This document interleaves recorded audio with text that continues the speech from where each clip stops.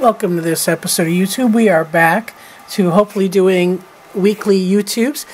The brief time we took off was necessary to be able to assess the pack condition in the absence of Aiden, our pack leader. If you've been following our YouTube channel, you may know that we retired our pack leader in July of 2018 due to some testing from these young Arctic wolves. And we are trying to assess who is the remaining leader within this social group of 4 individuals. So at this point, the hardest of the transition was on Grayson, who had the strongest bond with Aiden. And it does appear that Axel, his brother, is probably asserting a little bit more rank than any of the other pack members within the social group. And Axel's been displaying some overt dominance through doing raised leg urinations, some posturing, chin rests, ride-ups, certainly anything that's going to show that he's trying for a little bit of status. And you can see this slow, deliberate walk that Bolts has when he comes around the corner and approaches Axel. Bolts comes over to do a sniff on where Axel marked, and if Bolts was feeling a little bit more confident, he would do an overmark, and he's not. So we're seeing the same thing with Denali. He's notices where Axel marks but doesn't choose to mark over that spot. So Denali is doing a little bit of a rally here. These wolves are, again, a little bit, I should say, not quite mature mentally. Axel and Grayson are 2 going on 3, so they still kind of defer to the older packmate, and that is Denali. Denali doesn't seem to have any interest in leadership. Denali's kind of focused on food, but he certainly doesn't want anyone showing dominance over him. So you can see a little bit of heckled response there. We call that heckle H1 through 4. Heckle response from the neck, mid-back, onto the rump, and all the way kind of the base of the tail. So he's exhibiting a little bit of response to that tension there from Axel, but not really engaging in asserting rank over the other wolves. Bolts has been a little bit interesting in that he tries to assert some dominance over Axel, and when it doesn't work, he reverts back to this appeasement behavior. And so there's a little bit of probably stress and lack of confidence coming out there. Sometimes animals can have displacement behavior, which means that they, in a response to stress, they a behavior that might have a function in some of the situation kind of occurs or shows up. And for us, it seems like that is kind of a appeasement behavior that he's demonstrating to Axel, licking of the face, grooming, and that is something that Bolts, when there is a conflict, does seem to revert to, is just to try to calm things down a little bit. So that's been a little bit of a interesting observation there. Grayson, like I said, has had the hardest time without Aiden. One of the things that we've been noticing with Grayson is that he's not all that confident about defending food. And so we've been feeding a lot of extra feeding. We normally feed a carcass on Saturday night that allows them to cache, to compete for food, to be able to gorge in their natural feeding patterns.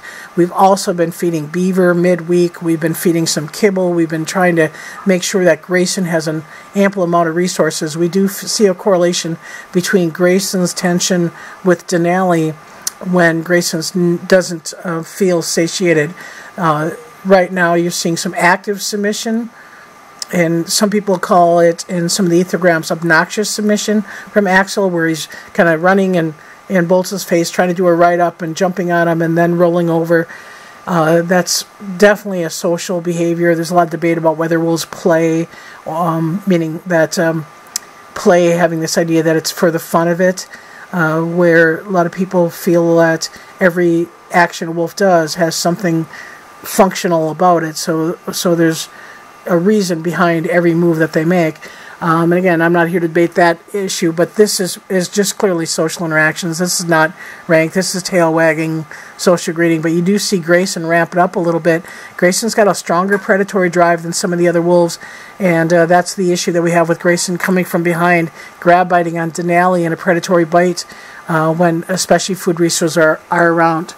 So over in retirement, Luna's doing great. We are still keeping her on a diet of a 1 to 2% raw diet, 1 to 2% of her body weight raw diet feeding.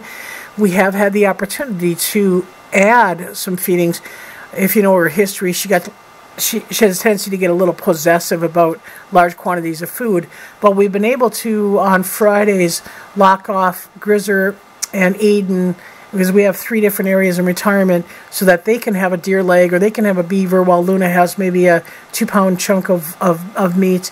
And that gives Aiden and Grizzer the opportunity to cache and to carry, proudly their beaver heads or their deer legs or wherever, and still be able to meet Luna's food restrictions. And that's really been great to see, kind of the I don't know if pride is a great way to say it, but certainly the wolves display a lot more enriched behavior by having those opportunities to feed on larger carcasses like they normally would. And so that's been working out okay, and got some great surveillance footage. So not only do they just kind of lay around and watch things, there was a wolf care crew this weekend that shoveled off the roof as we had some snow that created a new pile of snow, and Aiden and Luna got pretty excited about it. And you'll actually see a lot of what we call our play bows. These are invite chases, and certainly digging in the new snow. And you can really see here that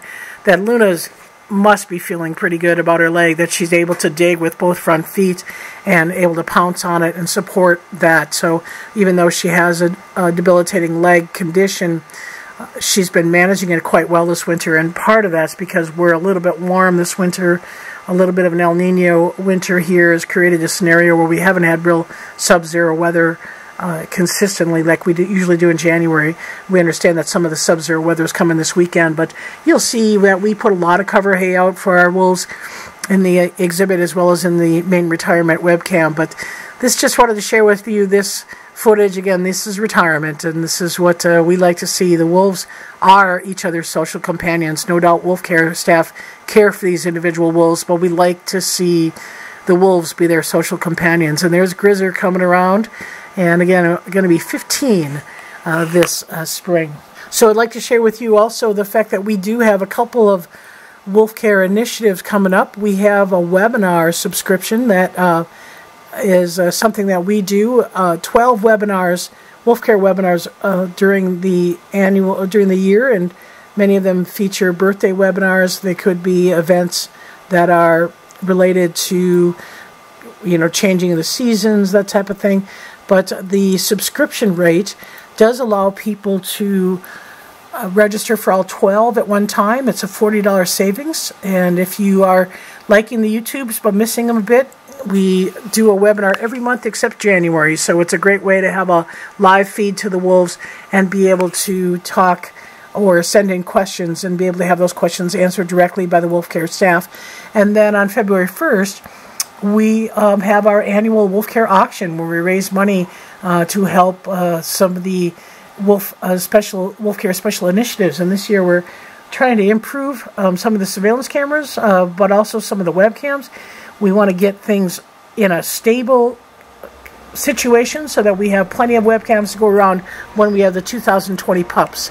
So that's one of the wolf care initiatives. Also, we want to do what we can to keep Denali in the exhibit pack for as long as we can, and we want to, again, make sure that Grizzer's life is comfortable as he becomes the oldest wolf that we've ever managed here, and that would be 15 and a half. If he makes it to next fall, he will be the oldest wolf that we've managed in our 30-year history of captive wolves. So thank you again for watching, and if you'd like to support us, again, consider signing up for a subscription or joining us for the Wolf Care webinar. Watch our website at wolf.org for more details. We'll see you next time.